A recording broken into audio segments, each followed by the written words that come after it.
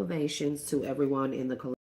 I pray that I found y'all in good energy, peace, blessings, high vibrational energy, wherever you are on your journey. I pray that everybody has made it through their proper dark night of the soul, and that you have found some type of self re that you have reclaimed yourself, like your true self, your true form here, your true nature, that is connected to your higher self, or that is your higher self, that is connected to the Most High God source, the universe and the multiverse here, and the infinite of all.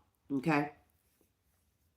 Um, I greatly appreciate everybody that donates to the channel, but especially for those of you that subscribe, that like the messages, whether they resonate or not. I really appreciate the support from everybody. I don't consider y'all strangers. The more that I do the messages and give out the messages to the collective, y'all starting to feel more like family, bro. Like I'm real comfortable with y'all. But then again, I love being me. I'm just gonna always be me, but I'm finding a level of comfortability with the collective, especially when I give y'all messages and stuff, because it's almost like y'all know I would be like that friend that tells you the code in a bush, or play you, or misuse you, or mistreat you, or lie to you, or deceive you here. So when I give out the collective messages to the collective, and I say that I like trust on your part, collective, as well as my part here, okay? And it's just like I like the rapport that I'm building, a level of authentic, genuine energy, especially love here, and especially getting down to the nitty gritties, the sharing of my intellect here with y'all. Like when I say I love what I do, especially for y'all on the behalf of the collective as a whole, I love what I do because not only do it help y'all, it helped me. Okay. It really, really helped me. But the establishment or rapport that we are building, as whether you're my subscribers, if you just like here, if I like your shit, there are people that are very intuitive, divine messengers here, light workers, bringers, and bearers. And I see a lot of myself within them in me as well. And I watch them. I like them. I like their stuff. I subscribe to their stuff and everything. And even though it seems like it's not that big of a deal to me, it's a big ass deal. Okay, it's a big deal. It's a big deal. So I just want to say I appreciate y'all, collective. I'm gonna continue to strive forward and do the best that I can to my ability, what it is that I have available to me at that particular time or at any given time, to give out these messages, whether they are divine messages that are speaking on a karmic level, a low vibrational level, whatever it may be. I'm going to use whatever it is that I have available to me, okay, within me and to me. To extend myself, my energy, open myself up to help you wherever you are on your journey. I only believe in synchronicities. There are no such things as coincidences. God doesn't make, God doesn't map out or blueprint or plan based off of chance here. Chance means that it's willy-nilly. It means that it has no structure, no plan. It has no destination. It has no purpose here. That's what chance and coincidence means to me. And God is a very purposeful God, very much so. Even if it feels like a lot of things have been made chaotic in your life, God still has a method to that chaos in your life here, to reestablish peace, to reestablish stability, to reestablish in you equilibrium. Okay, so there's definitely a method to it's madness. Okay, and that's what you call synchronistic. And then when you see what you thought was chaos, you see it align beautifully. You find yourself in the divine flow. You find things just like things just falling in your lap. Things just working themselves out. It's like, especially when we're going through chaos, we pray hella heavy. And we all know this. We all do it. Human flaw. Human flaw. Don't feel bad about that. Okay. Don't continue to do it if you can do anything to stop that. But don't feel bad about that. That's a human flaw. It's natural. Okay. We will eventually evolve out of that. But when we're going through the most chaos in our life and stuff, we pray a lot.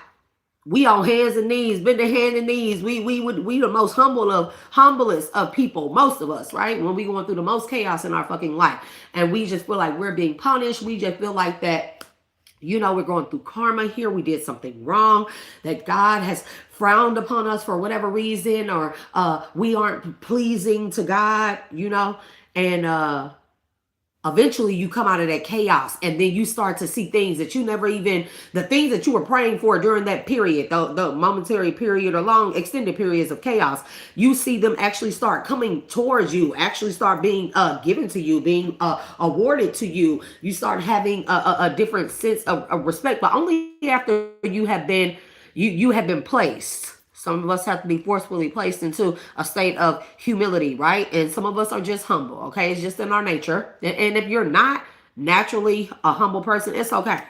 Life is a humbling experience in itself, okay? But when you come out of that chaos, right?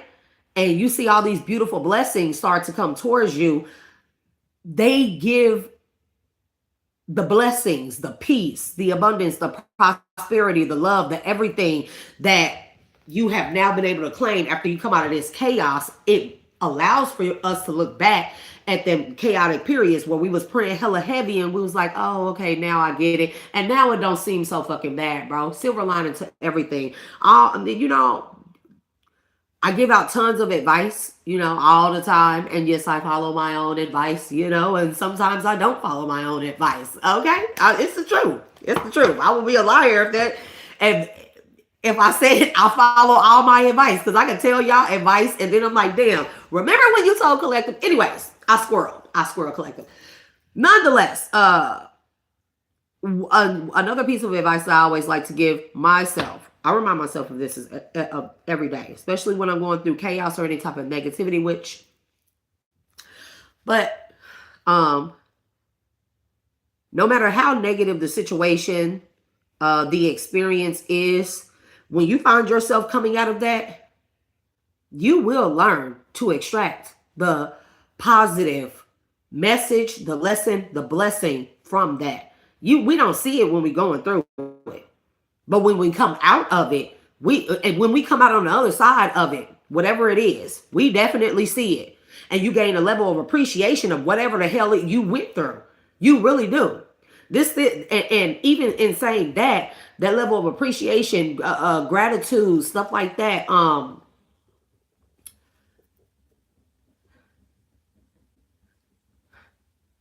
It is a very healing experience. It is a very life-changing. It is a very inward type of change, right? You do feel very different here, especially when you go through tragedies, especially when you go through heavy chaos, when you go through a lot of trauma and shit. And you'll be like, Lord, like, God, why is this always happening to me? Why? Because God needs you to get into a state of humility. He don't want to humiliate you. He wants to get you to humiliation and humility.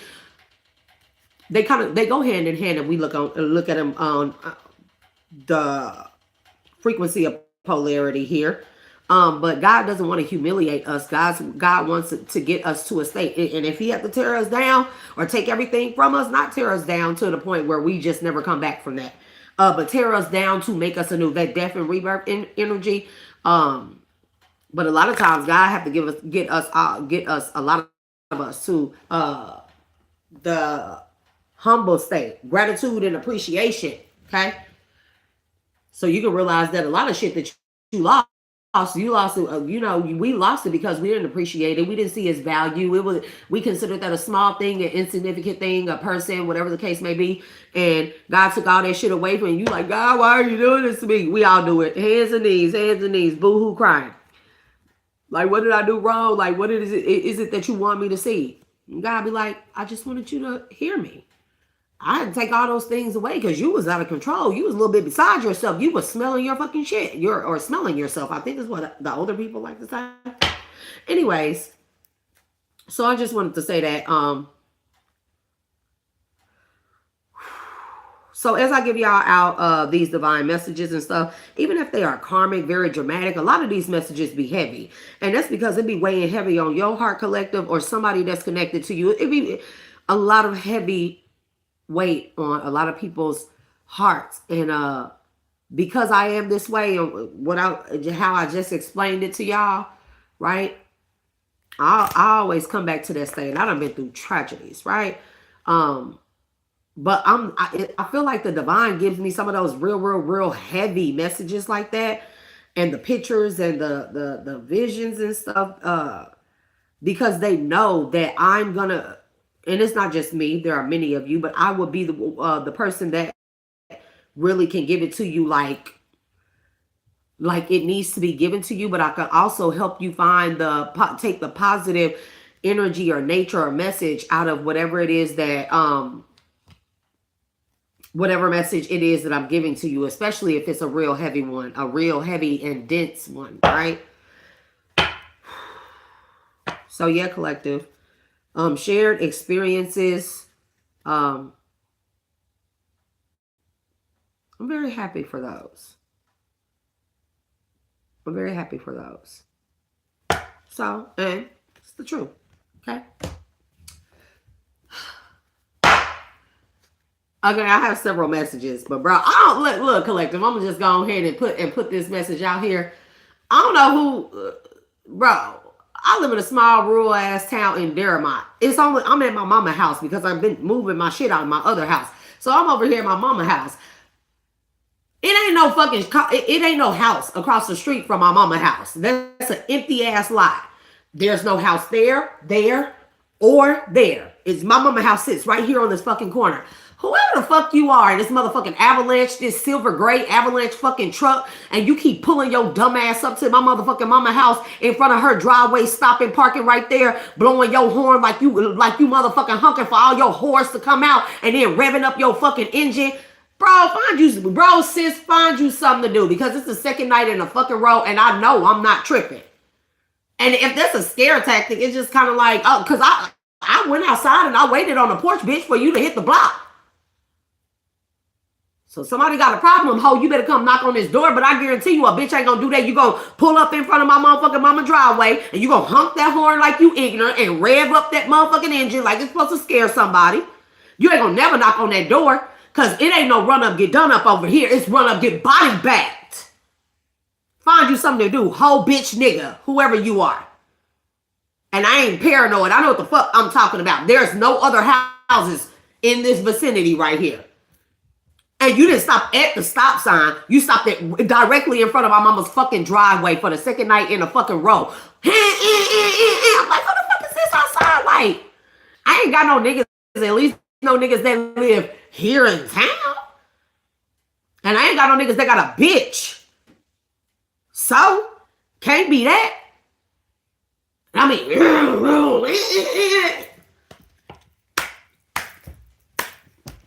what that mean?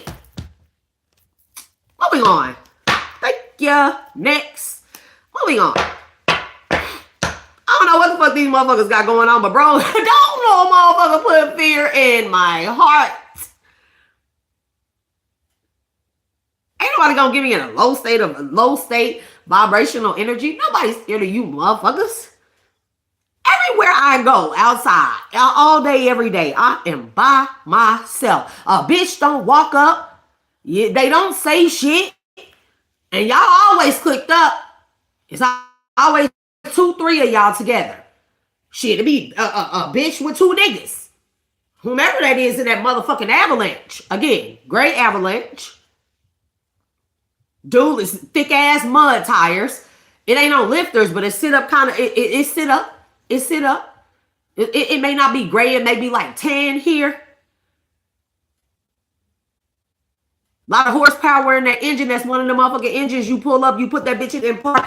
Somebody just out there hitting the gas, like honking the fucking horn repeatedly. Like, damn, bitch. You must got a lot of gas money. Couldn't be me. Couldn't be me. But that shit does not scare me. That shit don't put fear in my heart, baby. I am, after this live collective that I'm going to give to y'all, because I'm going to laugh about this shit until I fall asleep. I'm going to lay my ass down and I'm going to fall asleep. You know what I mean? I'm just trying to figure out, like, this is the second night in a row, because last night I thought I was really tripping. I thought I was like Like, nah, you can't think that everybody is against you or everybody out to get you. But this is the second night in a row, around the same time. And they sat there. I mean, sat there for a good 2 minutes to let me know, like, you didn't just pull up to the stop sign and you sitting there waiting. Ain't no traffic coming in either direction. You in front of my mama's driveway. So you sat there with the purpose of what? Wanting me to come outside? Why? So you think you gonna shoot me from the truck from the street? Nah, that ain't gonna happen, bro. I'll make you come find me, whomever you are. I don't have no problems with nobody. And if it's a bitch coming after me for some shit to do with my ex, like, girl, I hope you ain't got kids around that man. That's all I'm gonna say. I hope you don't have your children around that man. I hope you don't think that man actually love you, okay? And I hope you ain't trying to prove a point to him and prove your motherfucking loyalty to that nigga. Because, baby, if that's what you trying to do, that shit right there, you look silly. Because in a minute, he gonna be having your vehicle and you gonna be sitting at home blowing up his phone, wondering where the fuck he at with that motherfucking vehicle, because I know that ain't his vehicle. And that's somebody. Like, that the shit that's not a nigga. It could be a female. It could be a man. It could be. But I just don't, how a motherfucker is handling that shit. Like, for one, people know that I despise with a passion. Don't ever pull up to my motherfucking house and blow. Bitch, if you don't have enough respect to get out the car, come knock on the door and come in and speak. Don't fucking come to my house, but you damn sure won't pull up here and blow, because ain't no hoes in this house, as my grandma would like to say. Baby, when I say I despise that shit with a passion, I'll cut you off as a friend or family member if you ever pull up to my house and blow. Everybody that know me know that. Shit, I done made my mama sit outside my motherfucking house, sitting out there blowing. And I look at her ass right through the motherfucking door window. I'm gonna wait and see how long it's gonna take for you to get out the fucking car, because you ain't pulling. I told you about it. Pulling up to my motherfucking house blowing. Baby, my granny didn't play that shit. I don't play that shit. You got me fucked up. So a motherfucker pulling outside, like, it ain't nobody that I'm cool with or that would be cool enough with me to think that they gonna pull up and blow and I'm gonna come outside on the porch, for one. Right? I ain't a punk or a bitch ass nigga, and I'm not a scaredy cat, but also, I don't need to be motherfucking brave and prove a point to you. If you want me, you better come motherfucking find me, or you see me out on the streets, and everybody sees me every day when I go to the store, get my little pack of cigarettes and shit like that, or go to the little dollar store. So, bitch, you watch me enough. Whoever that is, they watching me enough. Run up, get body bagged. I don't mind. I don't mind. I don't mind. But that pulling up shit, bro, whatever you think that scare tactic is, that shit do not scare me, bro. I grew up around real life gangs in California. I grew up around pimps and big time drug dealers. I grew up around the most vicious and devious of family members, friends, foes. I done seen a life. And you pulling up, revving up your engine and blowing. I'm in here, I'm like, somebody must be delivering newspaper. They must be back to delivering newspaper on people's doorstep. Anyways, let's go ahead and clear the energy collective. I just had to get that shit out the way. And it was right before I was about to do this read. Just like last night, when I was about to do that read, same truck, same thing. Anyways, child, that fried cabbage was so good. Oh my goodness. Okay. Couple of quick messages to get out the way. Somebody is a mother. You may be having a hard time. That's not putting your business out there. Nobody, I won't name you or nobody. I'm not singling you out. On some real shit. You may be falling on hard times here. Maybe you work a job. It only allows for you to pay like your rent, your bills. You don't have a lot of extra for necessities. Maybe something could have happened. Maybe you don't get food stamps. Okay, you know. And that's nothing against no mother, and I wouldn't want to wish that on my worst enemy, especially when it comes to kids not eating. So you may be having a real hard time putting together meals here. Child, let me tell you, cheap, quick, hot, effective, okay? Can of fucking buttermilk biscuits. Do you hear me? Put that shit in the oven. We all know that. When they come out, Pop some shredded cheese on them, whatever kind of cheese that you like, baby. Cut them hoes in half, little shredded cheese. Buy you a nice good size pack of turkey, lunch meat, or roast beef, okay? And the kind that come thin deli sliced here, not that little shredded bullshit. The pack. I think maybe like a good size pack here from Walmart or Kroger's or something like that is probably like $6.57, bro. So get that, a bag of shredded cheese, and them canned biscuits. Baby, you talking about hot meals that them kids go to bed satisfied. Somebody needs to know that. Somebody needs to hear that, okay? One thing my granny did teach me very well is how to motherfucking cook. Also, collective. Next, so I'm gonna release your energy back to you. You ain't gotta worry about nothing. It's cheap ways that you can feed your kids, fill them up. And I'm talking about hot meals here. It don't have to be the best of the best shit. Sometimes we get to the point where we just gotta fucking eat. Okay? Next order of business. Let me see.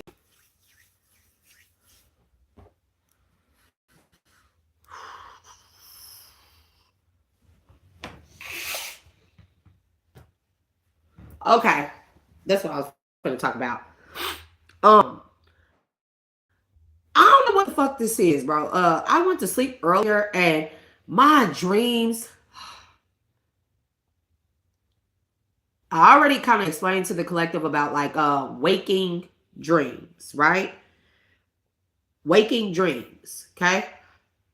Some waking dreams are like, you cannot decipher whether or not you are dreaming or sleep, if it was a dream or if it was real.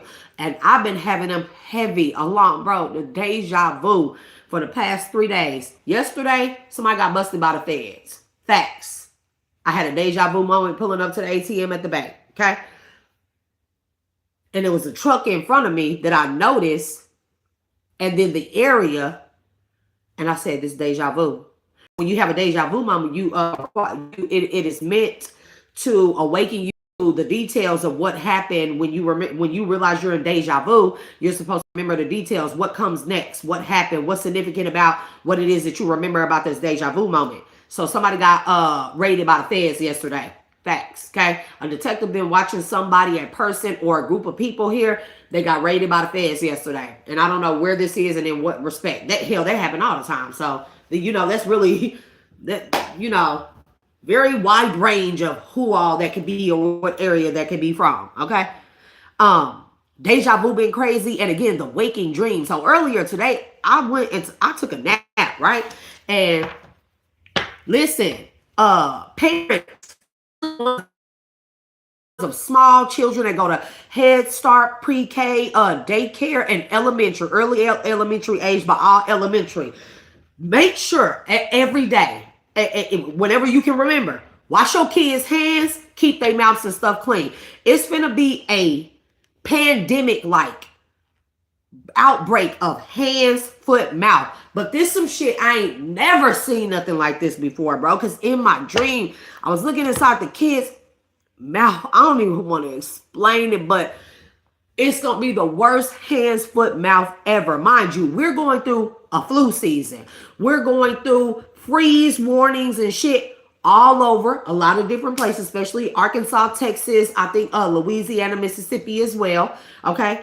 We're going through that. Okay. We're going through a epidemic with the food recalls. There's a salmonella and E. coli outbreak, and then there was that fucking airborne shit that them rich motherfuckers got stuck out in the Hamptons, wherever Hamptons or Alps, wherever the fuck them motherfuckers was. Good riddance. But this is like so we're in the season of a lot of widespread illnesses, which is crazy because how the fuck are all these illnesses being spread? But the hospital, they tell us, the doctor's office and hospital, they tell us they keep it freezing cold because it kills the germs. So why the fuck are we in winter and it's cold as fuck, freezing everywhere, and there's a widespread everything? Like something don't make sense. Question everything, collective, question everything, right? But hands, foot, mouth, it's gonna be bad. It's about to be bad, man. And I don't wish that on my worst enemy. None of these children. I ask for their prayer and protection and their healthy healing here of mind, body, soul, and spirit. Please protect. never seen nothing like it, collective. I ain't never seen nothing like it. When that kid opened his mouth, I was like, what the fuck? When I seen it, the only thing that I could think to do was to cut this kid's whole fucking throat out, bro, in order for the kid to live. It was bad. It was bad. It was bad, bad, bad. It was bad. And I'm gonna declare dominion over that spirit, that stronghold, that sickness, that illness. And I'm gonna send as much healing prayers, peace, protection to all those that may come into contact with it. They may be affected by it, that they have a healthy and speedy recovery, that it does not affect them in that manner, and that it does not get as bad as what I seen in my fucking dream. Another thing with these sicknesses and illnesses, bro, I don't know what kind of outbreak we finna have with fucking COVID again, but that's finna be bad. Or that's what they're gonna call it. They're gonna call it COVID, but this shit ain't COVID, bro. It's gonna be like widespread cases of COVID, but this is going to be during the time where there's going to be this fucking outbreak of this hands, foot, mouth, like the worst case you've ever seen in history, that you've never known hands, foot. You know, the hands, foot, mouth, and a kid get it so bad they get like sores and all them that shit in their mouth. But when I say, imagine that being untreated for a year. Baby, the inside of this kid's mouth, like,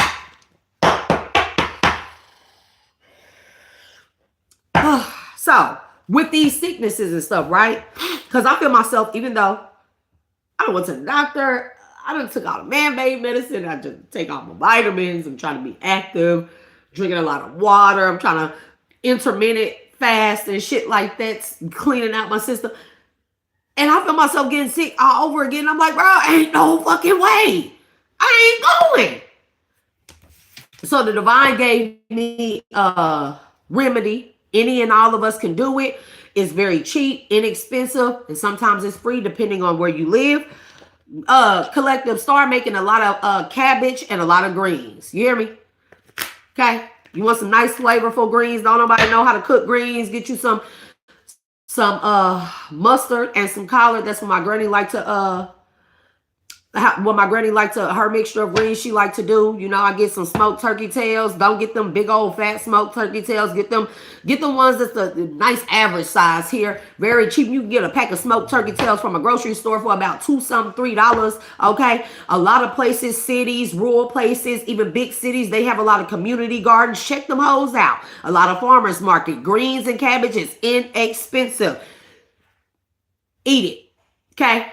Eat it. So you can help build your immune system. Greens are very high in antioxidants, and a lot of people who's going through cancer treatment, because I do know somebody, a really dear friend of mine, older woman, she did pass away. God bless her soul in love and light.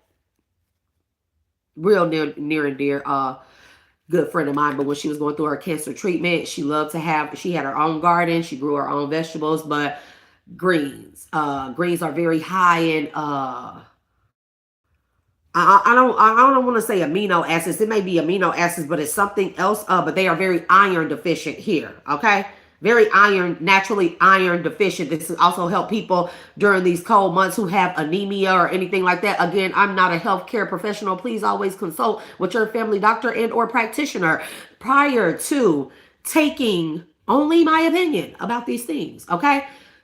Eat a lot of greens, eat a lot of cabbage, collective. Like I said, with the greens, mustard, collard mix. Get you a couple of turnip bottoms, cut them hoes up in that motherfucker, smoked turkey tails, you know. You talk about a filler upper, especially good during the cold months, and it's inexpensive. We have a lot of community gardens around here and stuff, so we can go and pick bunches of greens. They be at the gas station giving them away from the community garden. I just got like 2-3 bags here, free.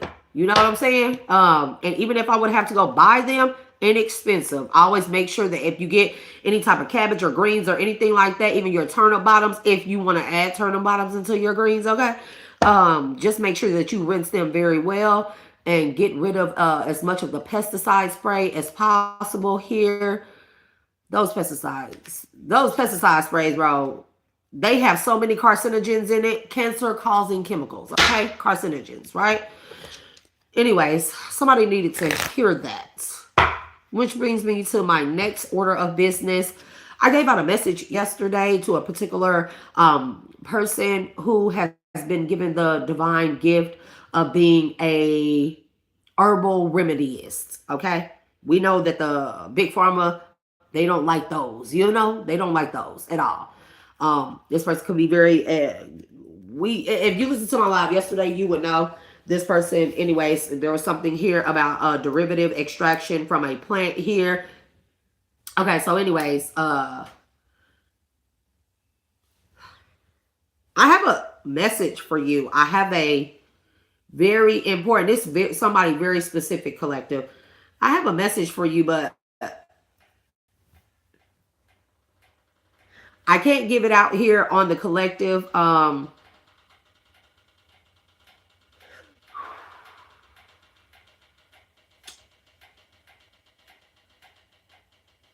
Because I was trying to figure out how do I give you the message without putting it out here on here. And I know you're not going to contact me via email direct or show up to my door. Not like that. I need to give you a message, but I know that there's a way to do it. So keywords, key details, these will make sense to you and only you. They make sense to me.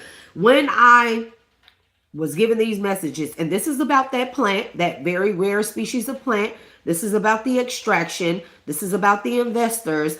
This is about the spider. Okay. I was given two. Sorry, y'all. I was given two very, very, very distinct descriptions on how. Okay. But and also pathogen and an antigen. Okay. Of like actual ratios, actual extraction methods and practices, okay, of both. If you listen to the message yesterday and you know that I'm talking to you, then this is for you. So I can't give out the information via live, via video. Don't contact me by email or no nothing. I need you to find me. I need you to phone home, ET. Okay? Find a secure line and phone home. Okay? The message will await you there. And one reason why somebody's mirroring your phone, this is one of those investors on that panel here, the investor that kind of kicked you off to the side and helped that shifter person steal your recipe or remedy, or maybe it's a method of extraction here. A method of extraction here. The investor that's bad, because there's another investor that is coming towards you here. This person is going to give you the resources monetarily and any other things that you need in order to be able to do what this is. But even if the never mind. I can't tell you that right here right now. But Little Havana, Little Cuba here is very significant. So I searched for your energy. I searched for your signature. And you know, when y'all get to a certain point, you yes, like Professor X. Yes, like Professor X. And you can search for a person's energy as long as y'all are on the same or at or near the same frequency level, because all frequencies still have spikes and dips, right? So even if I'm at a higher, or this person I'm looking for, they're at a higher frequency, their spikes and dips would come into link or connection with my spikes and dips. Get what I'm saying? So we would be at the same level of frequency or near the same thing, right? Okay.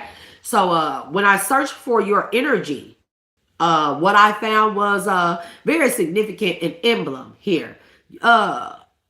Again, this could be like Little Cuba, Little Havana. You can live in Havana, okay? But you can live also in Miami. But the movie The Mask, the first one, Jim Carrey, very significant. But specifically, the scene where they went to the Copacabana, that club, very significant. That the Copacabana, Little Havana in Miami could be significant. You like very, very, I seen an emblem. Because I asked to show, they won't show me your face. I'm not allowed to see it. And that's privacy reasons. That's fair. But they did tell me you would know that it's you that I'm talking to based off of these key details. So The Mask, either that movie or where it was shot or where it was filmed at that Copacabana club. is significant. It may not have even been shot in fucking Miami, but a little Havana, little Cuba is very significant, or Havana is a very significant emblem. At first, I thought it was a Cadillac emblem, but this is an old Chrysler emblem. Old Chrysler emblem. You have a classic car.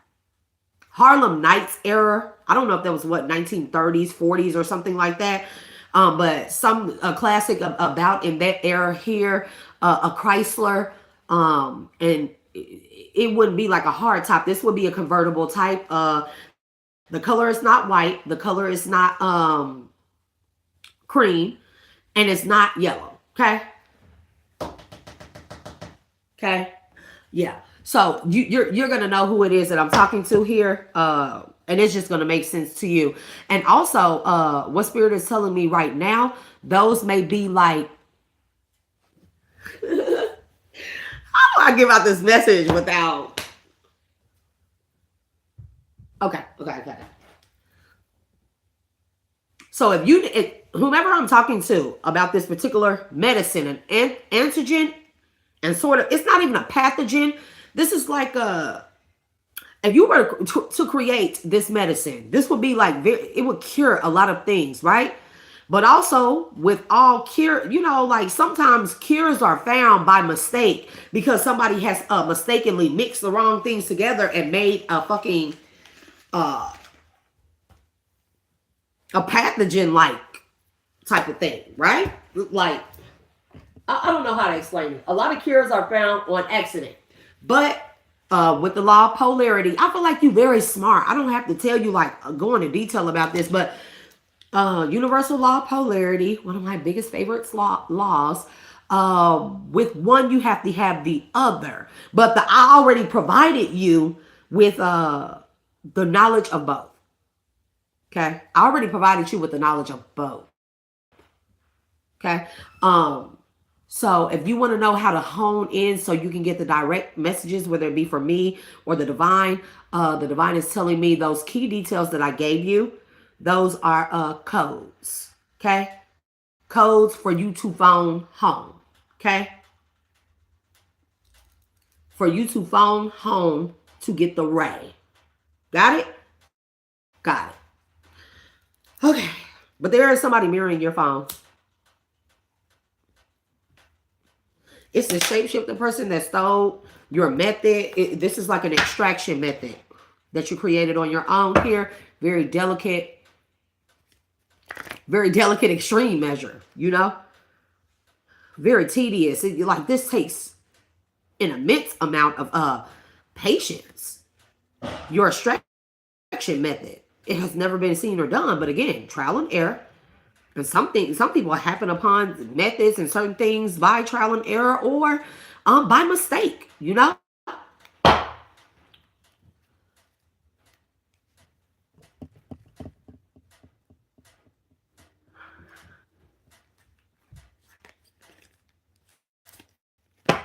Mind your business, collector. Mind your business. Anyway, so to find a safe and secure line for ET to phone home for the ray. Those significant details that I just gave you. Okay. There's also somebody very good at astral project. Somebody is a dweller. Astral dweller and or walker here. But I kept hearing dweller. A dweller would be the energetic equivalent to a squatter. You know how squatters squat in people fucking houses and shit? A dweller would be the energetic equivalent to that. But this dweller can walk amongst and around and through, okay?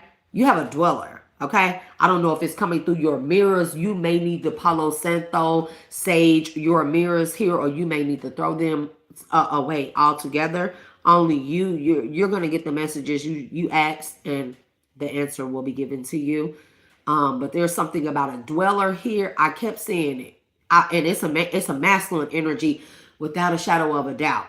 Now it's easy for us to say this is there's no energy in tarot, but when you feel it, you feel it. This is a man. about 5'7". Highs is significant. Heiz, highs, or Heisman. You may need to Heisman this person. This could have been somebody you gave the Heisman, you know. But yeah, this person is an energetic dweller, and when I say I've been seeing him all day, all day, all day.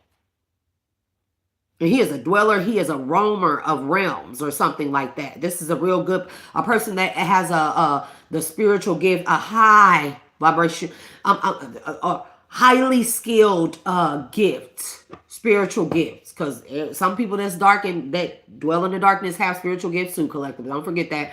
And this person has they are very skilled at the gift of realm walking and dwelling. Okay. And whoever it is that's around you, it can become trying to be sent through your mirror here. And also there's a mirroring a phone, because the mirror doesn't have to be an actual mirror in your house. This could be your fucking phone, because our phones can mirror, right? So this could be something like that. But whatever this roamer or dweller is, it is spying on you. It's not because even if you banish hovering and monitoring spirits that are sent to spy on you and bring back key information to whoever sent it, this thing is not a hovering and monitoring spirit. It's not that. This is a person that is skilled in the art of walking in realms and dwellings, whatever that means to you. So the thing is, this person, ET, you need to phone home for Ray, okay? Whomever they are, they don't have the spiritual ranking, gifts, keys, or ability to get into certain realms or into certain phone line frequencies to hear the entirety of this message that the divine has for you on what to do next. And I mean, there are key details in this. They gave me the remedy as to why the molecular compound, it kept falling apart or breaking apart. Oh, they gave me key details about it, but I'm not allowed to give it to you out on video. I cannot. Because I'm like, well, how am I going to tell this person then? Because then the shapeshifter, the stiller, along with this fucking crooked ass investor that's on this panel, something board or panel of investors here, there's somebody real crooked that's been working with this shapeshifter. So I'm like, Divine, how am I going to give out the message to this person? And they said, search for their energy. And I searched for your energy, and I was shown very key components and specific details, and I was told to give you those details exactly like that, with the colors, the cars, the places here, the movie, the club, significant names here. The emblem is very significant. The emblem was the main thing that I saw repeatedly. The Chrysler emblem, old school, 1930s, 1940s, very significant. Okay, and you would know that this message is for you, but those would be like your code words to knock on the door for the frequency that has the full message that you need. Because even if this shapeshifter or this dweller, they try to use those key words, there would still be a rejection. They would never be able to make it past. They would never be able to even make it up to that frequency, like facts. Even if they had the fucking key details, they would be rejected, because you also have another component here that was not given to me, but you know was given to you, and it doesn't make sense to you. You know it's a code, you know it's a key, you know it fits, a puzzle piece that fits with something else. These are the other details or something that it fits with, okay? And you have the other component. I'm not told what it is, but you know what it is. And that's the missing piece, the missing link that will allow you into this particular frequency to get the full message, okay? And I'm talking about, I think I was already very detailed yesterday about everything, but the way that they gave it to me today, they kept showing me why the molecule kept, the molecular compound kept breaking down during extraction, or why the threads of it could not be held together. They kept showing me why. They went full detail,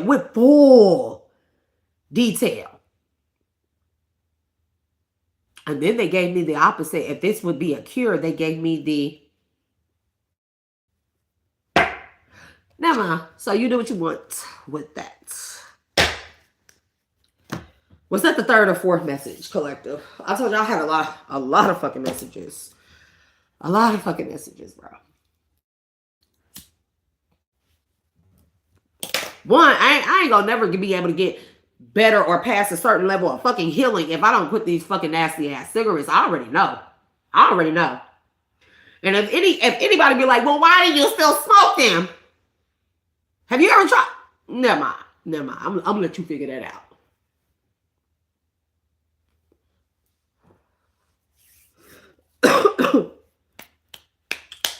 Okay. Let's get into a longer message. Collective, somebody is mad at you. No, that's the wrong word.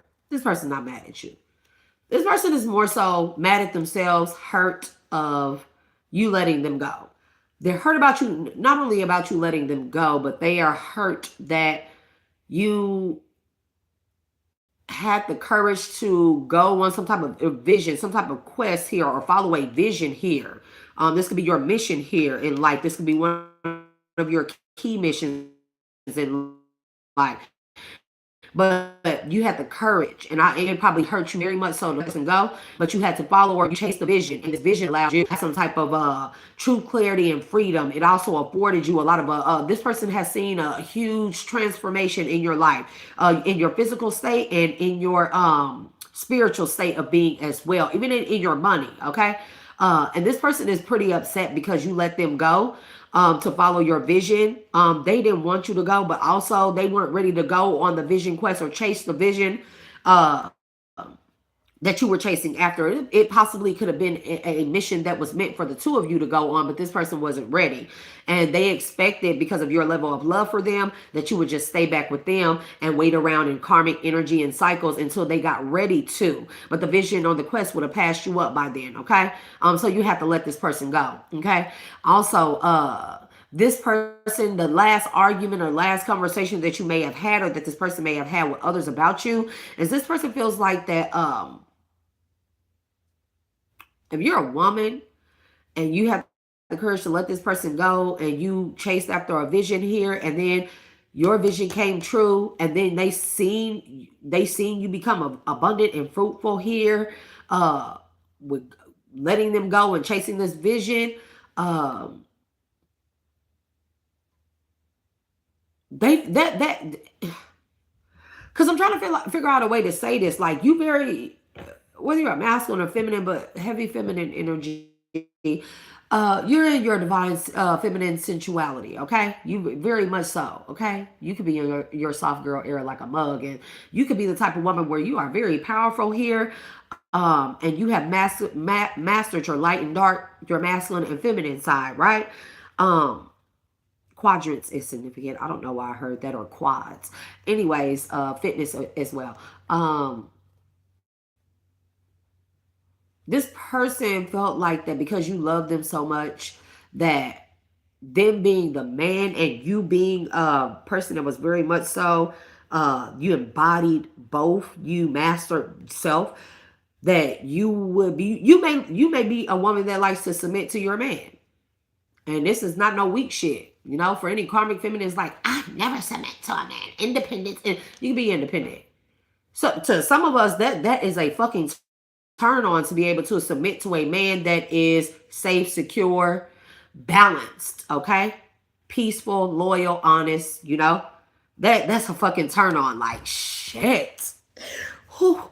When you master that, to submit doesn't show a sign of weakness. That shows this masculine, you weren't willing to submit to this person because they didn't even know, they hadn't even mastered themselves here. How were you, a master of self, gonna call yourself, if you were or are a submissive type of woman, why would you submit to someone that has not mastered themselves, hasn't even went on a fucking journey to master themselves, right? So you have to let this person go, okay? And you have to listen, deep listening, deep within here, okay? You definitely have to do this here. Deep listening. But you would only be able to hear the next coordinates. That's what I'm hearing. The next coordinates, the next locations or next like pit stops on this particular destination, you would only be able to hear these things, these details, to chase this vision by letting this person go, because this person would act as a them having a very unbalanced, I'm not going to say fully low vibrational, but an unbalanced, very dense energy. Their dense energy would almost like blanket your ears here, and it would not allow for you to listen or hear the divine messages or downloads on where it is that you needed to go to seek out this vision, or bring this vision into fruition or completion here. Okay. And then there's something about the art of rituals. This was something you do every day, deep listening every day. But you have to let this person go. And when you let this person go, you could have possibly started getting a lot of downloads. I mean, like a lot of downloads. And when I say that deep listening with the art of rituals, these are realms here. And we can consider this the ethereal realm or the spiritual realm. We can consider this the upper realm, middle realm, lower realm. Right? I did that during my yesterday with my other cards, my pocket realm, like this, the lower realm here. This would, that lower realm would represent this, right? There's something about the art of rituals, something that you do on a daily basis, because people don't even know that people are like, rituals. I don't do no rituals or witchcraft. If you take a bath every day, that's a fucking ritual. You drive to work every day. You work the same job. That's a fucking ritual. You come home from work. You get off of work and go to the gym. That's a ritual. You get off of work, go to the gym, come home, and you take a shower. Then you cook. That's a ritual. Okay? Rituals are none other than something that we do on a daily basis, to the point where it becomes second nature. We don't have to put so much energy and effort or thought form into it in order for us to do it, because we have gotten used to doing it. People need to know that. Okay. Yep. And there's a delusion here. This person really thought that you were crazy for letting them go. And there's something here about delusional. I'm trying to figure out what this is, though. With this rituals as well, and this delusional, this person was crazy enough to think that because maybe y'all been together for a long time, maybe this person is used to you always bending at their will, right? You always giving up something to make them happy or to please them, all because you love this person, right? This person was delusional that they thought that was always going to be the case, and that you would never listen to yourself and let them go. There we go. Right?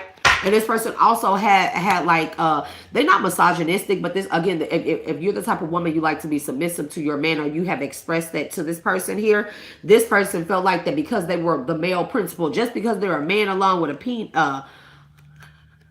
an extended uterus and ovaries. Never mind, bro. Never mind. A descendant.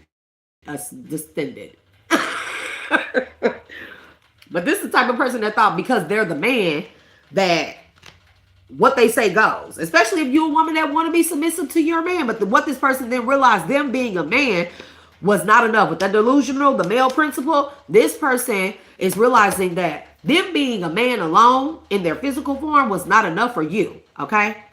To bend to their will, not follow your vision, not do any deep listening, not let them go, because they didn't provide you with the safety, security, in the environment, and wherever the relationship was. They didn't provide you what it is that the male principle represents that would allow you to be a submissive woman, because a balanced male principle, fully balanced male principle, along with his feminine, would be okay with you submitting, but they would also be okay with providing you with everything that it is that you need to go after this vision that would include them. And somebody just thought that them being the man was enough, and it was not enough with the delusion here.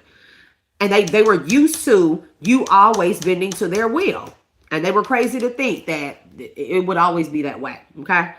But you found a level of empowerment here, okay? This could have been, if you are the type of woman, or if you are a feminine energy where you have embodied your divine sensuality, okay? You have embodied, and I had already pre-shuffled these cards, collective, okay? But you had already embodied your divine sensuality here. This allowed you to empower yourself to embody your male principle, right? The thing that it is that you sought out from this person, that you wanted so bad for this person to exhibit, to exude, to provide you with or afford you with, this person did not give it to you. This person being a man alone does not mean male principle. Okay, that doesn't mean that. Okay, we're talking about energy here. And that doesn't mean that. So you had to possibly go on a quest. And this, whatever this vision is, the vision simply could have been, okay, I'm in my soft girl era. Okay, in my divine sensuality here. I've embodied or mastered my divine feminine principle, and my person, or the person that I felt like was my person, we were supposed to connect together, and there was supposed to be an energetic exchange where you would exchange your balanced divine feminine energy with this person's balanced divine masculine energy. Y'all would be able to embody both. Y'all would be the completion of each other's, of the balancing of both natures, okay? Not just light and dark, but feminine masculine energy, right? And this person didn't give that to you because they failed to balance themselves. So what it is that you needed to balance out the masculine side of you, this person couldn't give it to you. So you could not do an energetic exchange with this person. You could have possibly pulled your feminine energy all the way back from this person when you let them go. Okay? And now this person is having a very hard time embodying and invoking their masculine principle.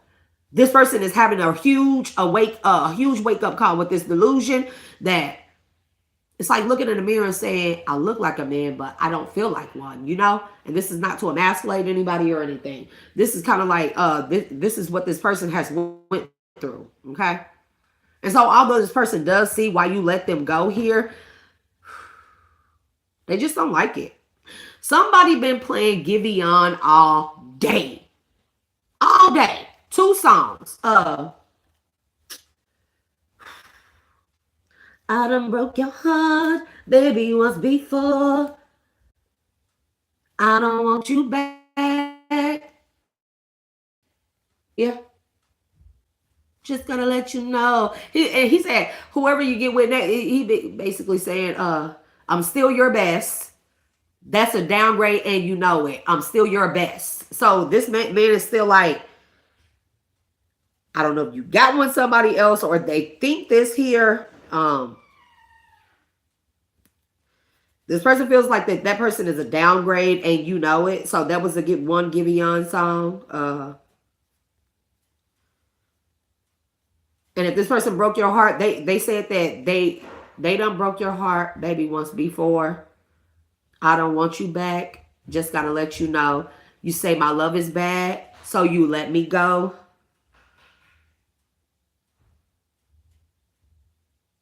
And I don't remember that part, you know, the next part. But anyways, this is what, I don't know if this person is listening to Giveon. And then the next song, bro, I've been hearing it all day. It has been driving me alongside with all these other downloads. I'm like, can I get over the song? Like everywhere I have been hearing Giveon. And then Giveon's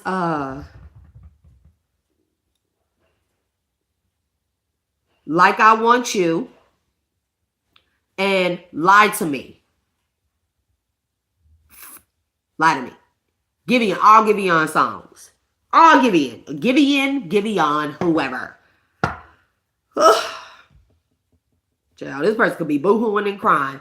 If they weren't in tune with their divine feminine energy, or they weren't able to capture it and be able to embody it before you let them go, I bet you they're in their emotions right now. They are embodying that divine feminine sensuality here. Because this person could be listening to these songs all day long on repeat, crying, not opening the blinds. Then they open the blinds and the light is too bright and you were the light. And they just can't stand to look at it because it light up everything and it show in every shadowy corner you're not there. I don't know who this person is, but oh, Lord. Oh, my God. You know, maybe that was a big lesson for this person. I mean, Giveon all day from the time I woke up 6 something this morning. I'm like, no. I'm like, no, I'm just thinking of that song all day long. I have been hearing nothing but Giveon. So anyways, You've empowered yourself, okay, with your divine sensuality. And you can even empower this person by you letting them go. That was a due diligence for yourself and for this person. And I feel like this person really has gained an appreciation, the art of detachment, what it really means. They have gained an appreciation for why you let them go, but also that it triggered some type of awakening of their divine femininity and sensuality within them here. Okay, right? But yeah, you are in the divine flow. So the divine flow, it talks about the ebb and flow. The ebb and flow, which could be still considered the push and pull. You know, the tide,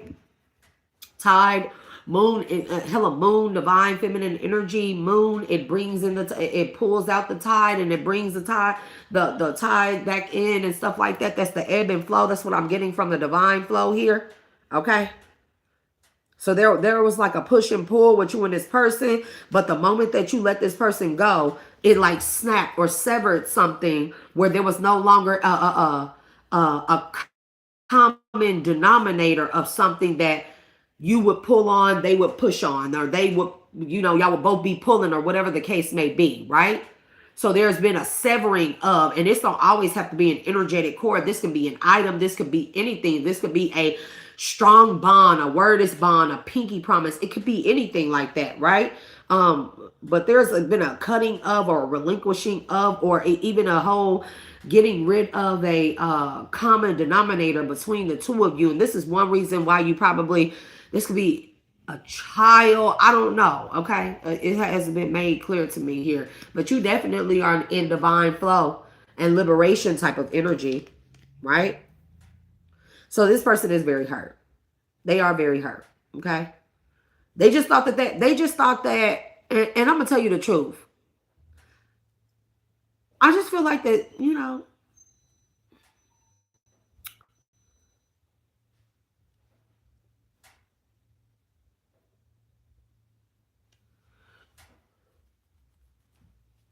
I just feel like that this person had to gain a level of respect for you. Why it meant so much for you to go after this vision, for you to put yourself out, why it meant so much to you here. This person just didn't see your point of view, okay? Because they weren't being made to. I'm gonna be honest. And also, I feel like that you're the type of person, you get, if I'm talking to a feminine energy, whether you're feminine or masculine, but I feel like you're the type of person where you're not going to make anybody try to see your point. They don't love, respect you, or appreciate you enough to see why this particular vision, this particular gaining of some type of empowerment, the embodiment of masculine and feminine, if they don't see why this is so important to you. This is one thing that you just had to listen to. You had to follow. You had to, like, if you done let go of a lot of things, you didn't chase a certain career, you didn't do this, you didn't do that, you did everything this person wanted to do. But this was just one thing. It was just like this one thing. And you can't meet me halfway. You can't bend at my will this time. And this person really was like, I'm a man. Like, you supposed to be submissive to me. I'm a man. No. This is what I feel like it was like, because this person didn't have a level of respect for you. And this is not, doesn't mean that they didn't love you. They had to be, you had to let them go in order for the divine to make them, get them to a state where they miss you so much. They had no choice but to respect you all the times that you did bend to their fucking will. All the time. And also, it's a slap in the face that you have caused a dark night of the soul in this person, like real bad, real bad. Because it also made this person look at the fact, once you let them go, it made them look at themselves in the mirror like, damn, now that I think about it, she always did bend to everything that I wanted her to do. She gave up everything for what I wanted to do. And she asked me for this one thing and I couldn't do it. And I'm looking at myself now like, not me, but this person, they could be like, what kind of man am I? And she did this in the name of me being her man. She respected me as such. That's why she gave up so much or bent to my will so much. And she asked for this one thing. And I couldn't give that to her. Does that really make me a man?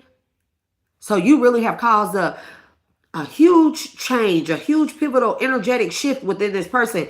They are having to go, or required to, or they're going within. Because this person cannot take them not being with you. They just can't take it. They lost sight. They lost sight of their way. Your vision, what should have been their vision, they're realizing that too. They just lost sight for a minute.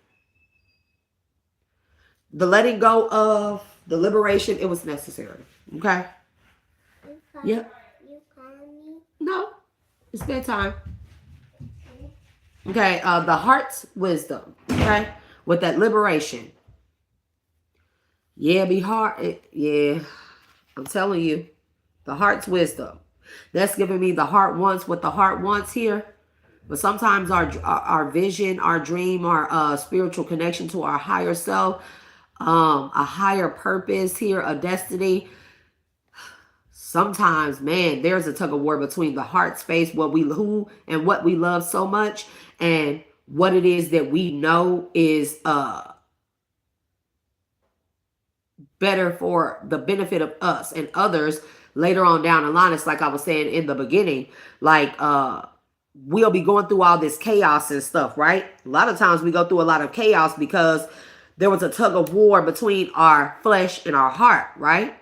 And so we could just flip them roles a little bit. We could say in this particular situation, there was a tug of war between your heart, what your heart wanted, always wanted, you know, and what your higher self, your God self, your natural being self here wanted or desired. What it knows was inevitable, what it wouldn't know, and which would be destiny, right? A vision, which would be destiny. And there was a tug of war, and remember I said that common denominator is no longer there. That could be the heart's wisdom, the love that you two shared for each other, because I don't feel like that it wasn't that this person didn't love you. I feel like that they just lost sight of respecting someone, because you know it happens. We're not going to go deep into that here, but there has been an awakening in this person. You have triggered an awakening by letting them go, by letting your love for them go, or at least this is what they think. Okay, and it's causing this person to expand. But with that expansion, right? And Lord, with that expansion, right, collective? Supernova events, black holes, star system collapses, star collapses, sun collapses, right? They have to implode on themselves before there is a expansion or a bursting. People call it scientists call it a supernova here. We consider ourselves the star. We have to collapse on ourselves, which would be the equivalent to us going inward, where we collapse on everything that it is that we know in order for us to go deep down inside, and we get down to the very center and core of our darkness within us, right? This would be equivalent to the star collapsing on itself, right? And once we get to that deep core, we find it. We have this huge awakening. There is an expansion that happens. Okay? And the star, it no longer implodes on itself. It starts to swell up and it expands outside of itself until it. But what it would look like would be the death of the star is truly just because all these different particles, these still pieces of energy, right? With this whole bursting of the supernova event and the whole bursting of the fucking star, it's not a death, it's a death and rebirth here. Because with all those particles that star is made out of, they are scattered, not just in that universe, but all over in different origins of multiverses and universes here, which allows for new life in many regions of one star. That means that this star has expanded itself to be able to experience multiverse, universe in every aspect, starting from the smallest particle that brings forth life or new things. And this could be a new world, new earth, new business venture and everything. This is what I'm talking about with that expansion here. Okay? Scientific fact. Look it up. And again, that imploding on self, that was humility. That was this person imploded on themselves. What? I don't know if anybody knows anybody has had a sudden, because everybody don't have an awakening the same, right? And we have many dark nights of the soul.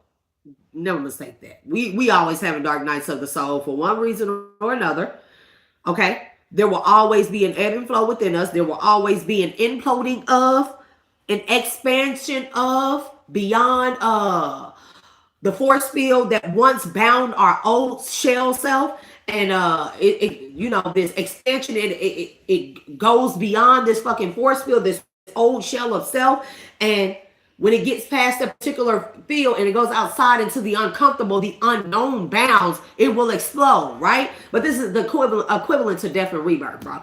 So, like, I have had many dark nights of the souls. I have had many awakenings. Y'all can look this shit up. If anybody is into spirituality, we definitely go through many, many, many awakenings, bro. Sometimes they be minuscule. They be real small, but you will know that there is some type of change that happened.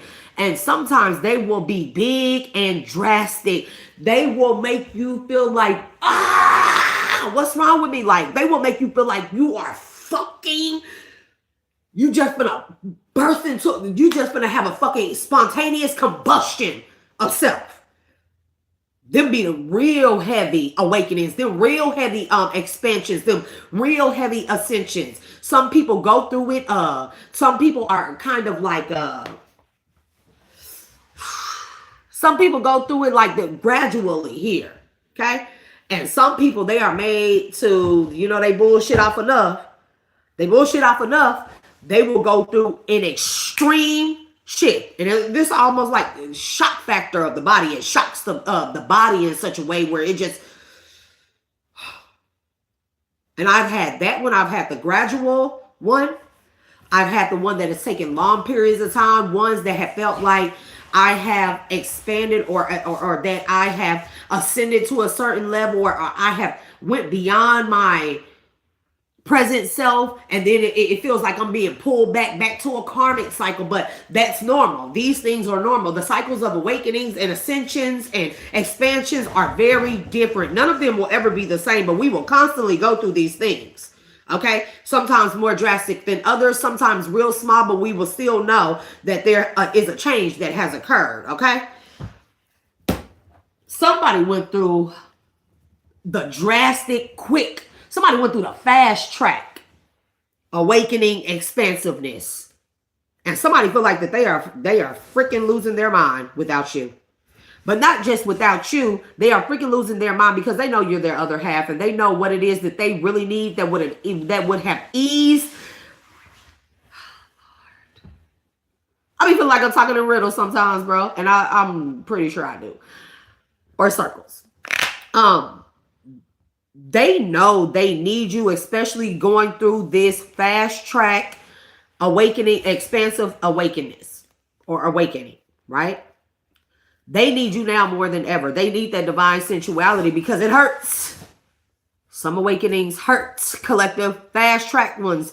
The ones that you are forced into real quick, fast. You never seen it coming. You never knew what hit you. And it just feels like that you're just going to, I'm serious, it feels like you're going to rip yourself in half and just fucking collapse and then just explode. Like, it be drastic. Sometimes you get sick as fuck. Some of them are, bro, some of these awakenings and expansions and ascension symptoms, they are not pretty. They are not. Somebody is going through the worst drastic of it, but they know that with you there, your divine sensuality here, okay? Your mastering of self, that all that hurt, that pain of everything, this uncomfortable feeling, the shedding of old, the death and rebirth, it would be little to none. The pain would be little to none here if they had you there. But also, they know that if they still would have had you there, they never would have went through this. So you see what type of turmoil this person is going through. But this is also a part of ascension, awakening, and healing. Your mental splits apart. Your mind, your body, your soul, your spirit. It feels like that you are being ripped to shreds in every which direction. You don't know if you coming or fucking going. You don't know if you want to be mad or happy or sad or angry. You don't want to eat. You do want to eat. You sick. You up. You, bro. And it feels like you. I'm telling you. And if anybody has went through this, and you ask other people like, have you ever went through these? And people be like, nah. That's because for whatever reason, your shit had to be put on fast track, and it be different for everybody. Okay. Man, I went through one so bad, bro. I I would fucking lay down and I would be like, oh my God, I can't lay down. I can't get comfortable. And bro, this is during recovery. I was already recovered from drugs. So this ain't no withdrawal shit. But if I wanted to say what it felt like fucking withdrawing off of that shit. This is what it fucking felt like. It felt like, and this was ascension. This was awakening. It felt like that. Lay down. Don't lay down. I don't feel good. No, I'm tired. I need to get some rest. I'm not feeling good right now. My stomach hurt. Lay down. No, I have all this energy. I don't want to lay down. Move around. Hungry, mad, sad, horny. Don't touch me. Don't look at me. Don't talk to me. Being away from everybody. Like, bro, I was fucking losing it. But I'm telling you, like, but that's because I went through that type of shit because I realized that a lot of people that I allowed to stay in my life far too long, a lot of shit that I allowed to go on in my life far too long, it delayed my awakening or certain levels of ascension that I should have been went through. So now that I had already gotten rid of those things, closed out karmic cycles, gotten away from people, and it was in hermit mode. Some of my fucking awakenings and dark nights, bro, they were brutal. And I was forced into a fast track of at least 2 of them. And I'm telling you, bro, I didn't know if I was coming or fucking going. And the only thing that I could do to help it, to help ease it was drink a lot of water, and I fasted. Instead of me saying I was hungry, I didn't eat. And I stayed hydrated, and I went to the park a lot. And I sat in the grass, and I sat on a bench, and I got on those kid swings like a big ass kid, running off some of that big ass kid like energy. And then also sitting in the grass, being in a peaceful, restful state. And I was allowed to be out in nature. This is during the springtime last year. And go through experience all these different highs and lows. They was coming in like, bro, highs and lows. It was like burst of energy, low energy, burst of energy, low energy, burst of energy. Bro, I don't know how else to fucking explain it. Like, and the best thing that I could do was sit at that park for like hours and stuff. I would go there all the time. And when I have bursts of energy, I go rolling around doing yoga, splitting, bending, folding in any fucking way. Like, I wonder if my body can turn this way. I wonder if I can bend this way. I'm going to go get on that swing. I'm going to slide down this slide. I'm going to run around. I'm going to take a walk around a tennis court. And then when I would get done doing that, and this would happen in the span of like 10 minutes, then it'd be like, okay, that's enough. How you feeling right now? Your mind calmed down? It's not racing no more? Okay, let's go sit in the grass and sit with Mother Nature. Bro, I was fucking losing my shit, bro. I thought I was losing my shit. I'm not even gonna lie. And somebody going through the fast track of that. With the ego totem, we have, to rise above and widen your vision. Somebody been made to go through a fast track, expansiveness, and awakening. Ooh, that's brutal. That's brutal, bro. It is what it is. Yeah, so they can go into a feminine cycle or have a appreciation or a different vision of what the feminine cycle is, what the feminine principle means in their partner, why it's vital, why it's necessary, why it should be respected, but also that that feminine cycle and principle is within them, and also making this person gain a level of respect for themselves. Okay, so brutal ass fast track of awakening. This person is going through a supernova ascension of it. I'm going to have to start fucking categorizing these things because, like, this shit needs to be wrote about. And, like, I've definitely been writing books and keeping my notes and my methods and everything. Like, that shit is going to become a fucking masterpiece that I am going to... Anyways, never mind. But anyways, purification. Mega purification. This person could be going through a lot of purging. That's another thing about ascension and awakening and expansiveness. Baby, the purging. It's disgusting, collective. It's disgusting. As a woman, I don't want to say that my body does those things, but it does because it's a body, but the purging be disgusting, especially when you're fasting here, because a lot of people think that, if I haven't eaten and I just drink water, I don't have to shit. When I say your body purges, See, purging and fasting are two different things. But your body, a purge is your body's forcible act of cleansing itself of all toxins. From your skin, and we have three layers of skin. The biggest organ on our body is our skin. In a force, your body goes through a purge. Is different from a fast because your body is going to make itself go through that purge. You have no control over that. You either gonna fucking do what it is that you need to do, stay hydrated, eat high vibrational fruits, no fruits or foods or raw veggies at all. Don't consume any toxins. Don't be sexually overly active or squandering your actual energy. Like your body purges, bro. It purges. Your pit stink. I don't care how much your how good your BO is or how much you wash up or what type of soap you do or don't use or the purity of it. Your pit stink, your skin stinks, everything stinks. Your sinuses, they purge themselves. Your intestine, large and small, they purge themselves. You'll find your skin peeling off of you and shit. This is called a body purge. And if you go through whatever this masculine is going through, he could be experiencing all these things and then some. Because usually I notice that my purges only happen when I'm sent through a very extensive ascension. A purge only happens with me. And now I know like clockwork when my purges are supposed to happen and stuff. And I know that it's time for a purge anytime that my body gets sick. And if anybody has been following me for a minute, okay, never mind. Because I can't even tell people that.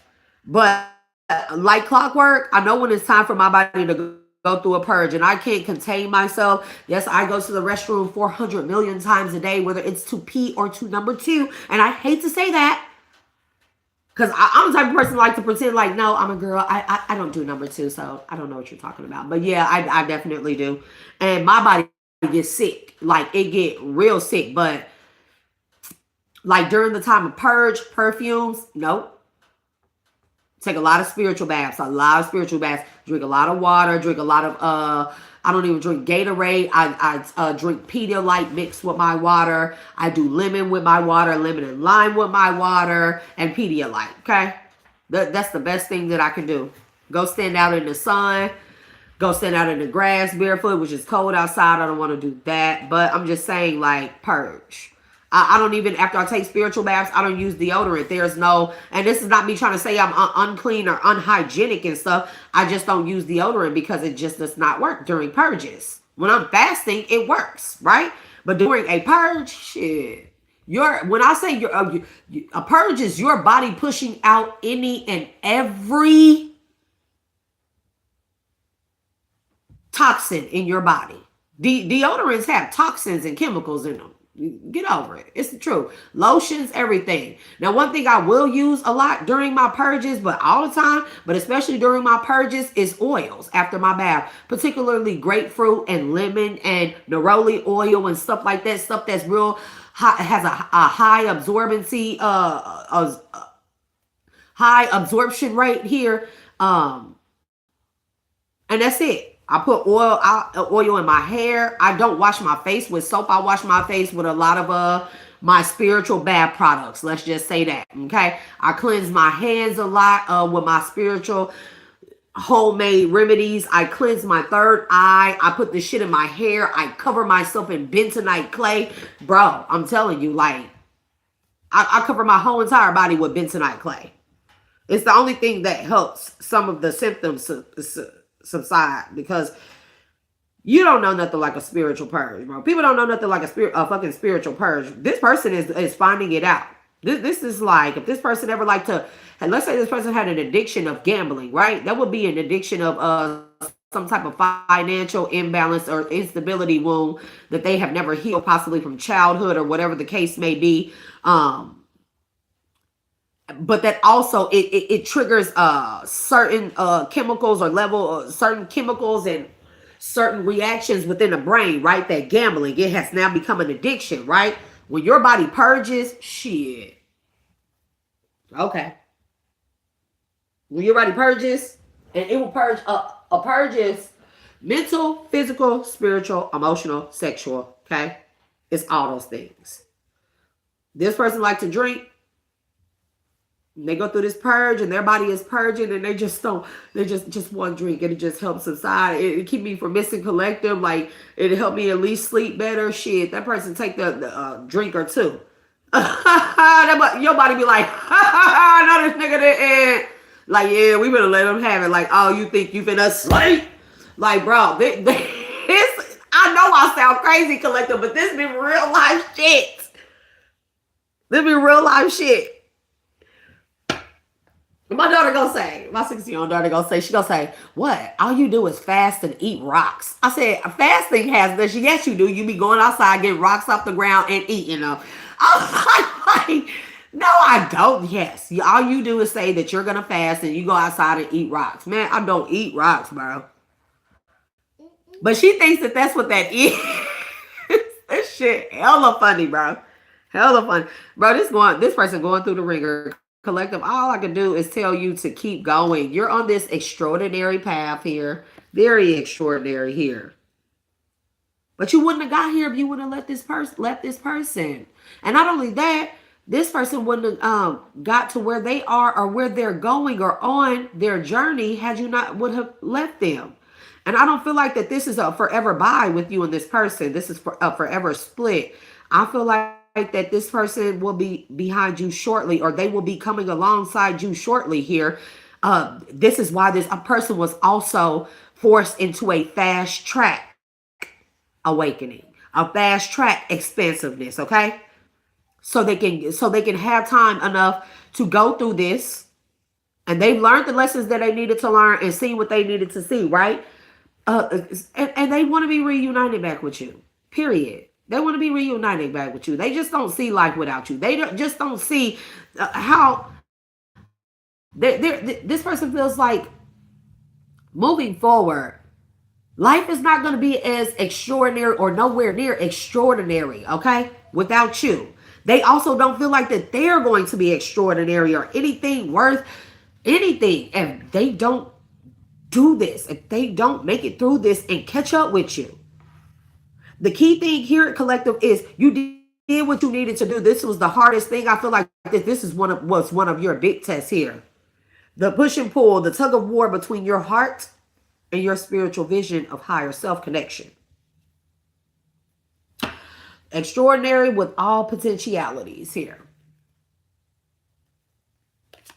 This person listening to Giveon songs and stuff, they making it, Collective. They making it. They're going to learn to be grateful here. A lot of gratitude here. This is also your energy here. You and this person are mirroring each other. So even though you went on your journey and this person is just now going through their dark night, or they can very well be coming out of their dark night here. Again, fast track here. Because they like, fuck that. They're not losing, Collective. They're not losing their baby. They ain't no way. They don't see life as being extraordinary. They don't see all the potentials that life would have without there being you, right? This very much so could be your person here. They just, splits always happen. Like I said, God will tear everything from us and stuff in order for to get us alone so we can have a deep listening, deep inner understanding here to bring us out of this state of delusion here. The delusion of the daily rituals of toxic patterns here, or shit that just no longer serves us, but we're so delusional, so attached to these things that we don't want to let them go, that we think that we can just tiptoe our motherfucking ass around. Because as humans, we do this shit. We think we can do it. We think we can do it, Collective. Don't even play with me. We so delusional where we think we know that God says, man, you know, you can't do that. You got to give up that. You got to give up that. And we know these are things that we love. We just can't see ourselves detaching from these type of things. I mean, like, God, I could give up this. No, that's my son. I could give up this and this, but that, can I keep that? No, I can't. God, I can't keep that. All right, then, fine. Then when we think God not looking, we be like, I'm just going to sneak it in my pocket and God ain't going to never know. And God be, as soon as God turn his back, he be like, this motherfucker right here is going to try to sneak that one fucking thing. I know them like, all right, I'm going to let him do it. They think they mean, they bad, they bold, they know best. I'm gonna let them go ahead act like they done gave it up. I already know. As soon as I turn my back, I already know. That's my child. That came from me. I don't fall far from the fucking tree type of shit. God is not dumb. But we as humans, we always think that we can fucking tiptoe our little sneaky weaselly ass around what it is God already said we must release so he can give us something better. Like, nah, God said you gotta let go of that car that you been having all this time, that whatever the case may be. And God can give you this car, but it's gonna take you a little minute to get this new car, or take on some job or career path or a task that's gonna bring you this money. It's gonna take you like a couple months or something before you can get this car. And you're like, God, you mean to tell me I'm gonna be without a car? What the fuck do I look like walking? Catching a buck. Bro, that used to be me real bad. Like, and God was like, oh yeah, you think you too good to walk? Shit, you look like you could lose a couple of pounds. Like, God is brutal. Like, he will talk to us in any manner that he needs to, right? So again, I squirreled again, y'all. Don't mind me, bro. But I'll be on some seriously. So we think we can sneak these things in, and so God will tear it all from us, and then God will be like, it come back a couple weeks, days later, be like, son, daughter, what's going on with you? You look like you in a real bad state. Why your body purging so bad? Why you going through this badass purge? See, now if you would have gave up, did you sneak something? Did you sneak and keep something? Did you sneak and tiptoe and backtrack a little bit? Did you? Because if you didn't and you let go and detach from everything I told you to, you wouldn't go through this purge like this. I know what it looked like on my kid when they purging and shit. When they motherfucking, what is it called? When they having withdrawal symptoms from the shit I told them to detach from. I know what it looked like. Because if I paved the way for all these things, this shit should have came easily to you. You shouldn't even be in this state. What's going on? You kept something I told you to let go of. This is really how God be. He may not talk like that, but I'm just saying, right? As parents, this is how I think of God, or feel like God would talk to me, because I'm a bit hard-headed, right? Yeah, I'm not going to look for Bumblebee's leg. I said it was time for bed. Now. Or I'll take Bumblebee entirely. I don't know where his leg is. I'm not going to find it. Good night. Kiss. That was fake. You didn't even kiss me. Bye. You laying with Nyla or Taylor? Huh? Boy, I ain't gonna look for man, bro. I spent 24 hours in this little room on the floor putting together little bitty transformer pieces. I'm talking about little bitty fucking pieces. And he done lost Bumblebee motherfucking leg. Shit, I wish I would find that motherfucker. Not me. I'm not doing it. You know, right? So anyways.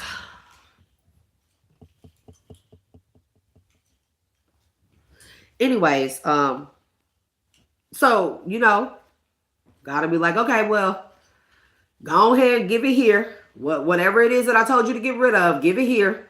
So it can lessen the purge. It can lighten all that pain you're going through. It's all unnecessary, but you have to be hard-headed. So I'll let you go ahead and do it. I know you kept that one thing. I know you did. I know you.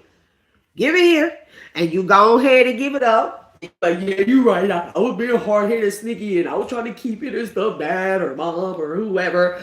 And they be like, yeah, give it here. And just for that, your punishment is going to be, I'm going to fast track your dark night of the soul, your awakening, your healing, your ascension, and your expansion all in one. Fast track. And then you be up over there shit like, God, help me. What is going like? No. You gonna sit there and take that punishment because you did this. Not me. This is kind of like the equivalent to what this person is going through. But this person realized that that's a portion also. That's a trial and tribulation to help them obtain their masculine principle and their feminine principle at the same time, to combine them two, to have an appreciation for the both of them too, right? And God told this person, you thought you was a man, right? Nah, I'm gonna need you to be a man now. I'm gonna show you what it is to be a true man, a divine man, right? So this person is rolling with the punches. So I'm gonna say that because they know the extraordinary power of all the possibilities that will be awarded to them. And one of the most extraordinary possibilities is this person reconnecting with their divine feminine, period. And they're going to be very grateful for that. And they're also learning to, I feel like that they have just entered into the cycle of gratitude and appreciation here. Okay. So this person has been on the fast track, but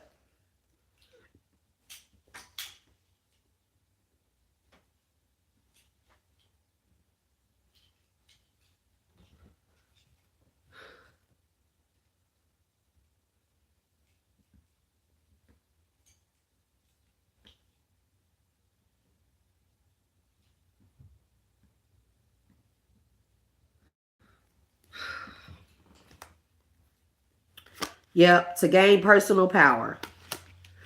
Personal power. Okay. Gratitude and personal power. This will where this person will have a reclaiming of or finally meet their higher self here, connect to, actually find, embody, activate their power and be able to use it here. This is what you get in the gratitude and the cycle of.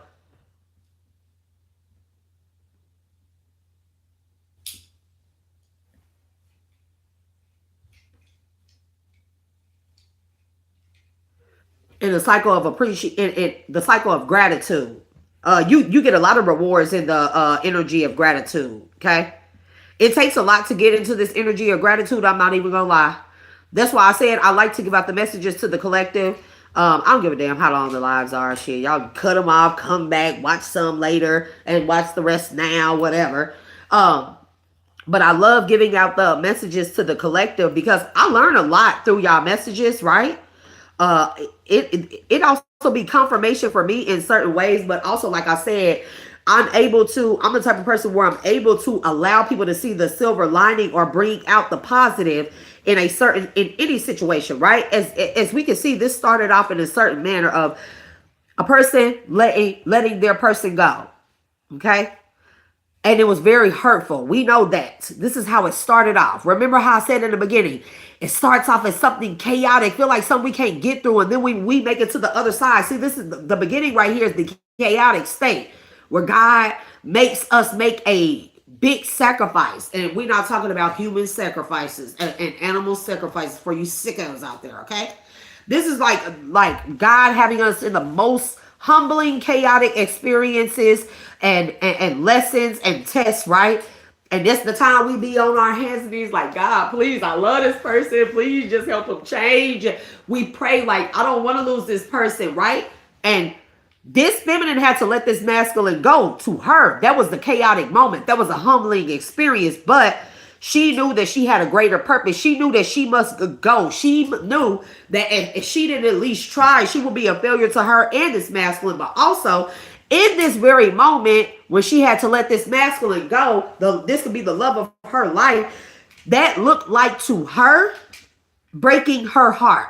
That looked like to her, God took the person that she loves the most from her. That was a sacrifice that she had to make because that's how she thought of it as. That's the only way she seen it was from the negative aspects. While she was in the storm, you only see the fucking storm. You don't see the lights, the rainbow until you come out of that storm. You gain an appreciation when you come out of that storm, realizing that the sunlight, the sunrise, or the sunlight, sun rays, and the rainbow, they don't come until after the storm, right? They don't appear, they can't even appear, and we're just going to say that hypothetically, until after the storm, right? So while she was in the storm was heart's wisdom, the tug of war of the common denominator, her love for him and his love for her. And her not wanting to let this person go, but wanting something bigger or better. And knowing that her staying would be more of a disservice to them too than anything. So she made the hardest sacrifice, the hardest decision was to let this masculine go. And she thought that her prayers weren't being answered. Again, she's in the chaos. My prayers aren't being answered. God done gave me the answer. My only answer is I have to leave this person behind. And to her, that was the end of it. Not realizing her leaving this masculine behind was the answer to her prayers, right? The answer to this masculine awakening and getting onto his journey on his own, not something she can make him do, on his own, right? In order for her to still have this person, in order for her answers to be prayed. And now she's at the end of this shit in her personal power, the energy of gratitude. And so is this masculine. You see the lessons that they have learned here. You see the power that they have reclaimed. You see the connection that they have, the divine flow of everything that you asked for and prayed for in your time of chaos, right? Unfolding, but you don't see it unfolding until it's there, sometimes on your doorstep, until it's right there, it's being delivered to you. And then you look back and you look back in the chaos, in the storm, and you're like, dang, okay, that's what that was. God do answer prayers. See, we don't see it like that, but I see it like that. But God do answer prayers, just not in the way we want, not in the moments we want, not in the time that we want, because we don't know what the fuck we want or need. Every day I say, God, take the wheel. Because you know I ain't. Anyways, this is like, just autopilot me, God. You know, make sure I don't bump into nothing. I'm pretty dingy over here, bro. But, you know, like, God, take the wheel. I think I know what I want, but that's not really what I want. I think I used to have a type of man and they look this way and act this way and dress this way and talk this way. And now I look and I be like, girl, why was that ever your type? That was not your type. And God had to show you, because it was whole ass niggas, some dog ass niggas, some foul ass niggas, some player ass niggas. Like now, like you can't get me to like that type. But God be like, see, that ain't what you want. You think that that's what love look like, and you have this standard checklist. And even if I put that aside, right?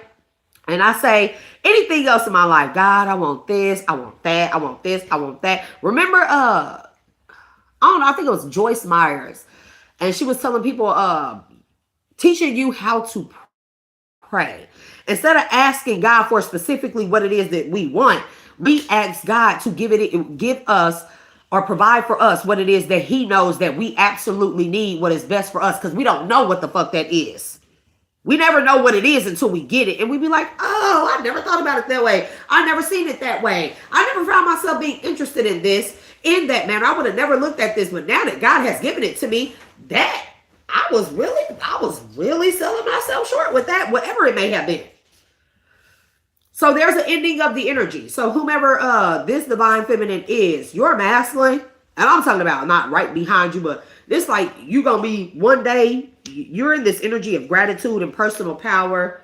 And, you know, maybe the pain of letting this person go is dissipating slowly but surely. And it's like one day you're going to think about this person. You're going to look up like, dang, I hate I have to sacrifice him. I wonder who God has for me, you know, after I done completed all these other things. And you look up and it's the person that you love so much. It's the person that you had to let go, that you thought you would permanently sacrifice, that you would never come back into connection to. And God be like, here you go. Like, there you go. This is the person I have for you. The newly reformed, the death and reborn version of what you prayed for me. What you prayed to me for. I know how much you love this person. If that person was going to be a hindrance to you and themselves, right?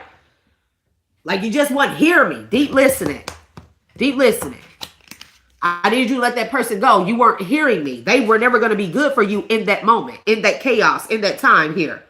And this person, this feminine, you going to look up, baby, and your masculine, healed, reformed, ascended, all that is going to be right there. In the manner that you prayed for him to be in. But for the benefit of both of y'all. And there will be a newfound appreciation for the both of you here. And the next portion of your life, it just looked like, oh, the next portion of your life is sacred sexuality. And we just gonna, of course, it's gonna be. Wait, why is detachment here?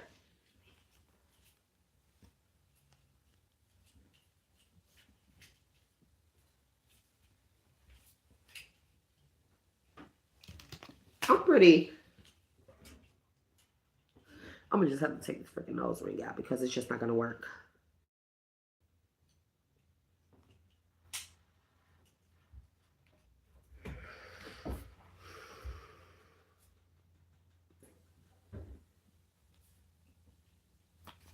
That confused me. Is this another energy? Because there's spring and emotions and a rebirth. Okay, so there. Yeah, we're in winter. Spring is March. March is significant. I don't know what's going on with March and April. It could be a lot of pregnancies happening. Because I'm getting that somebody is going to, if somebody is already pregnant here, this would be a separate energy. You may go through a placental abruption here with the detached energy, sacred sexuality, and then the springtime is here. Okay? Emotions, and I want you to see that rebirth because she showed pushing out a baby. You may go through some type of a placental abruption, or with the detached, this may be like I forget what them things called. Oh, when y'all get y'all labor, when people get their labor induced, like, child, that shit. I had that done with him, my baby. That shit then, Pitocin, oh, that shit don't work. Epidurals, that shit don't work. I don't even bother. I don't even bother. It doesn't work. But a lot of women, when they was doing that shit willingly, I'm like, so you setting dates to have your labor induced? What the fuck you get pregnant for? Why is you rushing that baby? Anyways, I just found that weird. But somebody, you're going to have to be induced. This could be like next spring, though.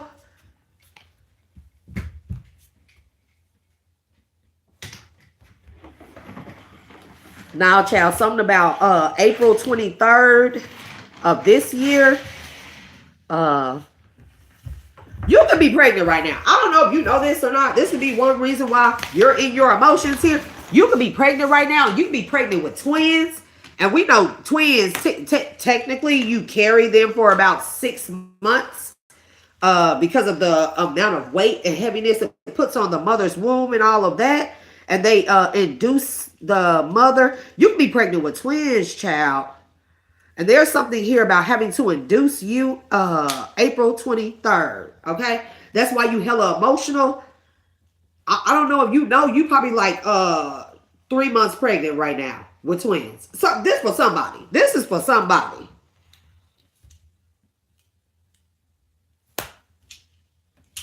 Yeah, you got a lot of beautiful gratitude here. Gratitude, self-knowledge. Yep. You're gonna be grateful that this person found themselves in you leaving them and letting them go. There's gonna be a lot of open outrageousness or outrageous openness. Like you and this person, y'all gonna tap into emotions, conversations. Y'all gonna communicate in a way this person never had. This person gonna be like real. Whatever it was that you wish that this person could be like before, like this person gonna like, they gonna be with it. They gonna love it. They gonna be grateful to have you back. They're gonna be grateful to know themselves. They're gonna be grateful that they know you. They're gonna be grateful you know you. You're pregnant with twins. Somebody needs to know that you're getting, there are signs here, and then allowing yourself to trust in the process here. The process of making that sacrifice with ease. Okay? Because you had divine assistance when it comes to you and this person, your person, companionship. Okay?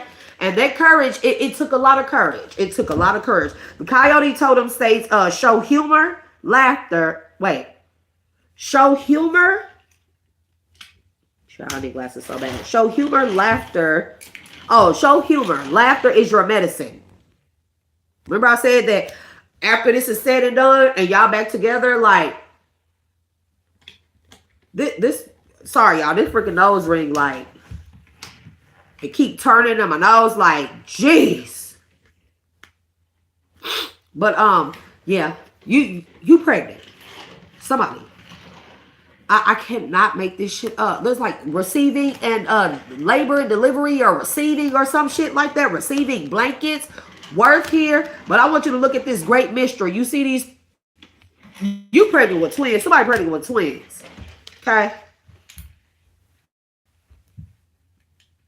But you're going to see the positive. You're going to take so many beautiful things out of this. So many beautiful things are going to unfold in the springtime for you. It's just going to be, it's like You're going to look back at the sacrifice, the pain of letting this person go and having to be on your own and it really hurting here. You are literally going to look back at this shit and laugh and be so grateful and so appreciative of having to go through this stuff, and then getting what it is that you want and then more and even more. You're going to be so grateful. You really are. You and your person. And congratulations on the twins. Somebody's pregnant with twins, child. Somebody could be like 2 or 3 months pregnant with twins right now. So collective, that is going to be all. I'm going to release y'all energy back to y'all with love and light. Please remember to like and share and subscribe at the very least. Collective, I love being of beautiful fucking energy. That's a way to leave off a read, even though it's been long. I've been on here an hour, 51 minutes, but it's a beautiful way to end off the read. Beautiful way. So free flowing. And I'm so happy for whoever this energy is. This could be a lot of you in the collective, but this felt like a very specific message here. Like I like to, this is a shared experience for me. A beauty, like, man, bro.